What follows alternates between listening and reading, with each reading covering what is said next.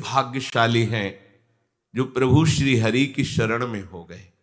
सच्ची मानिए, परम मंगल की नींव रख गई किसी भी कामना से। यही तो हमारे हरि की उदारता है।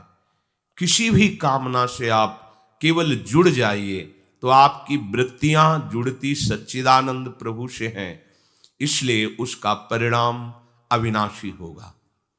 भले कामना विनाशी है पर परिणाम अविनाशी होगा। तो सब भगवान की शरण इसलिए नहीं हो पाते, कामना के द्वारा उनका ज्ञान अपहृत हो गया है और वो भगवान को भी एक अच्छा मनुष्य भर मानते हैं। हाँ, थोड़ा सा बलशाली, थोड़ा सा बुद्धिमान, ये नहीं जान पाते कि ईश्वरों के ईश्वर हैं। भला कोई बलशाली व्यक्ति ऐसा कैसे कर सकता है? विचार कीजिए, लाखों गायें हैं ब्रजवासियों की, बाबा की ही कई लाख गायें, नंद बाबा की और उपनंद आदि और भी ब्रजवासियों की लाखों की, 1 लाख नहीं, लाखों की संख्या में गायें हैं और शास्त्रों की संख्या में सब सखाजन हैं, गोपगण हैं और ब्रज 84 कोश भूमि चिदानंद है। प्राकृतिक भूमि 84 कोश नापेंगे तो उतनी ही होगी और चिदानंद भूमि में एक थोड़ी सी जगह में अरबों गायें इकट्ठा हो सकती हैं। ये चिदानंद भूमि का प्रभाव होता है, ये बुद्धिगत नहीं है। छोटी सी जगह दिखाई दे रही लेकिन अरबों गायें उसमें आ जाएंगी और जगह कम नहीं होगी। अब सब गायें, गोपगण, सखागण जंगल में गाय चरा रहे थे। अचानक बांस के घर्षण से आग लग गई। इतना आग लगी कि चारों तरफ से वायु के प्रवाह से घिर गए गाय, बछड़े, सखा, गोपगण। सबने प्रभु को पुकारा क्योंकि सबके आश्रयदाता श्री कृष्ण है। हे कृष्ण, हम इस दावानल से भस्म हो रहे हैं, आप केवल आप ही बचा सकते हो। बड़ी बड़ी लपटें जंगल में और वायु के प्रवाह से चारों ओर से आग दौड़ती आ रही। भगवान ने एक शब्द कहा, तुम सब अपनी आंख मूंद लो।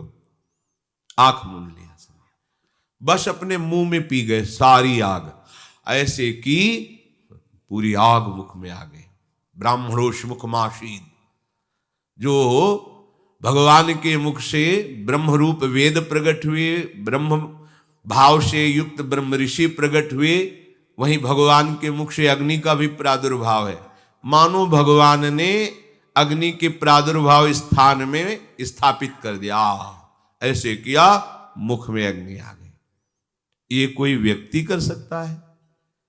भगवान अग्निदेव प्रचंड रूप दावानल के रूप में है और एक क्षण में 9 किशोर अवस्था वाले प्रभु श्री कृष्ण उस अग्नि को पी गए।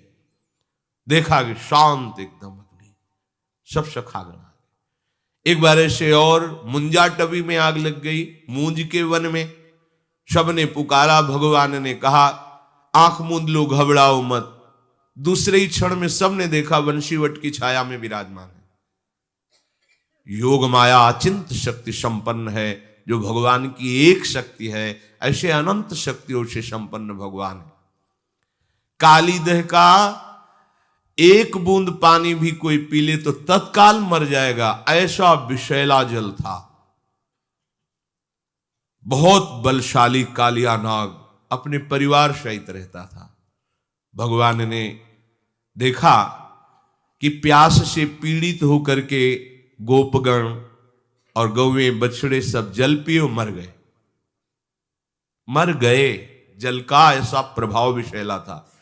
इतना वर्णन है कि ऊपर से अगर पक्षी निकल जाए तो मरकर नीचे गिर जाता था। ऐसी विषैली धूम निकलती थी कालीदह से, क्योंकि कालिया नाग बहुत बड़ा विषधारी था। गरुड़ से टक्कर लेने की सामर्थ्य रखता था, पर उनके पंखों के प्रहार से भागकर यहां आया था और जानता था कि यहां गरुड़ का प्रवेश नहीं है, इसलिए कालीदह में निश्चिंत होकर रहता था। यदि हमारे प्रभु मनुष्य हैं तो जरा देखिए, कूद गए कालीदह में। एक बूंद पानी किसी भी व्यक्ति को मार सकता, चाहे जितना बलशाली हो, और जाकर के सब इस लीला को जानते हैं। ललकारा, कालिया को। कालिया ने जो ही देखा हमारे वास स्थान पर आकर कोई ऐसे स्वतंत्र जलकेली कर सकता है, हमें ललकार सकता है, नागपाश में बांध लिया। ये नागपाश ऐसा भयानक है कि प्रतिक्षण मृत्यु जनित कष्ट देते हुए उसे मार देता है, हर नस नाड़ी को चूर चूर कर देता है।